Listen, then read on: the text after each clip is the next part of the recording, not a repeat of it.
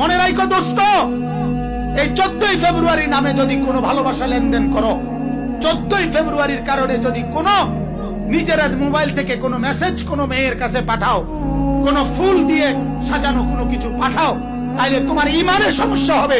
আমি বললাম, মনে রাখো, কোন ঈমানদার এটা করতে পারে না, কোন মুসলমানের বাচ্চা এটা করতে পারে না।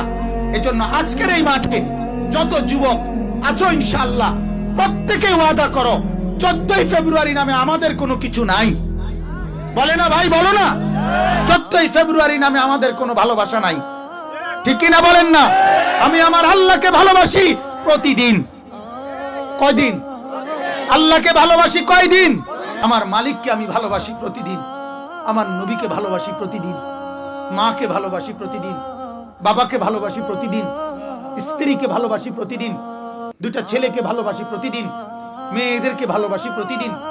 হ্যাঁ, সবাইকে তো ভালোবাসা আমার প্রতিদিন। আমাকে আবার আলাদা একদিন ভালোবাসতে হবে কেন?